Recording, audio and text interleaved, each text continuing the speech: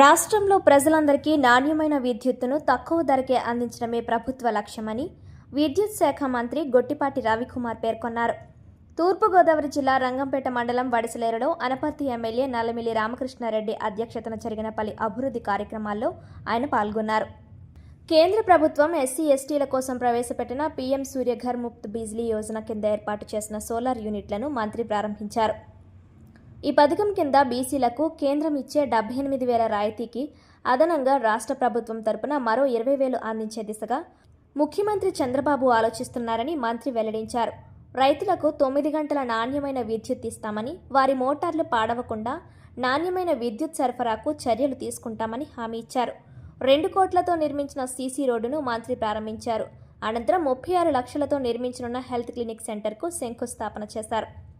ఈ సందర్భంగా నల్లమిల్లి రామకృష్ణారెడ్డి మాట్లాడుతూ, రంగంపేట మండలంలో రికార్డు స్థాయిలో 673 సోలార్ యూనిట్లు నిర్మించామని, ఇందులో వడిసలేరు గ్రామానికే 146 యూనిట్లు కేటాయించినట్లు తెలిపారు. మెట్ట ప్రాంత అభివృద్ధిపై ప్రత్యేక శ్రద్ధ చూపాలని మంత్రిని కోరారు. ఈ సందర్భంగా పనులను పర్యవేక్షించిన టీడీపీ నేత ఆళ్ల గోవింద్ను అభినందించారు. అనంతరం ముఖ్యమంత్రి నారా చంద్రబాబు నాయుడు పుట్టినరోజు పురస్కరించుకొని మంత్రి, ఎంపీ, ఎమ్మెల్యేలు కలిసి కేక్ను కట్ చేసి శుభాకాంక్షలు తెలియజేశారు. ఈ కార్యక్రమంలో Rajamahendravaram MP Daggubati Purandeswari, MLA Gorantla Butchaiah Chowdary, TDP జిల్లా అధ్యక్షుడు బొడ్డు వెంకటరమణ చౌదరి, జనసేన నాయకులు రావాడ నాగు, గిరిజల సత్యబాబు, విద్యుత్ శాఖ అధికారులు, కూటమి నాయకులు పాల్గొన్నారు.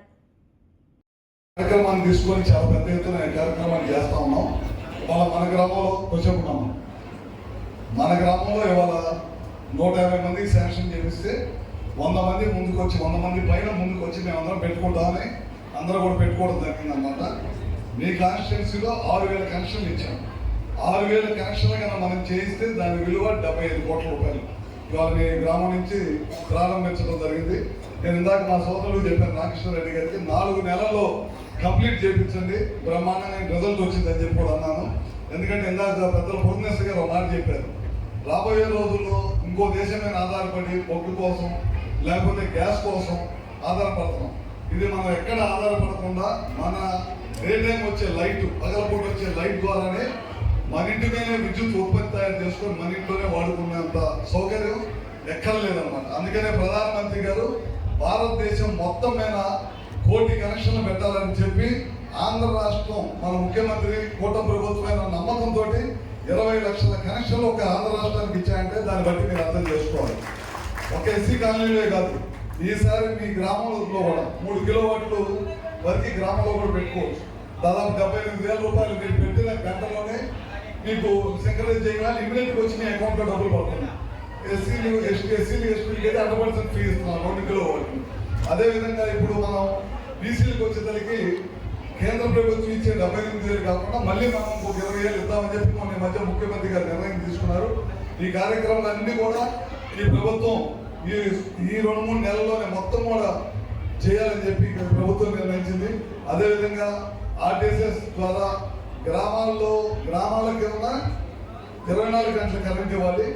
వ్యవసాయానికి వచ్చేసరికి 9 గంటలు నాణ్యమైన విద్యుత్ ఇవ్వాలనే దానికోసం దాదాపు 8,000 కోట్ల రూపాయలతో మనం బైఫర్కేషన్ చేసి ఆర్టీసీఎస్ కార్యక్రమం ద్వారా చాలా పెద్ద ఎత్తున చేస్తున్నాం.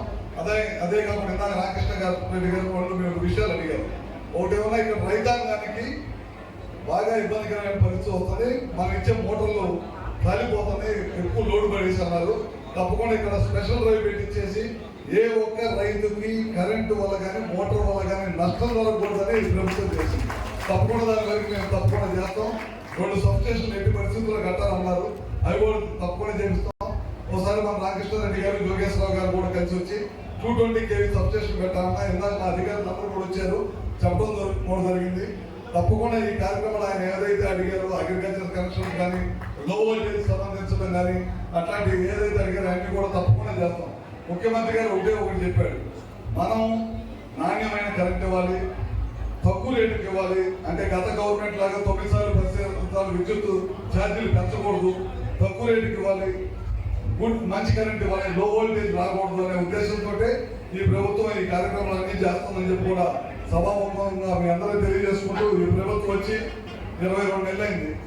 ఇచ్చిన మాట ప్రకారం పెన్షన్లు పెంచడం కానీ, చదువుకోవడానికి పిల్లలకు డబ్బులు ఇచ్చే కార్యక్రమం కానీ, మహిళలకు గ్యాస్ ఇచ్చే కార్యక్రమం కానీ, ఉచితంగా బస్సు ప్రయాణం చేసే కార్యక్రమం కానీ, 16,000 మంది డిఎస్సి ద్వారా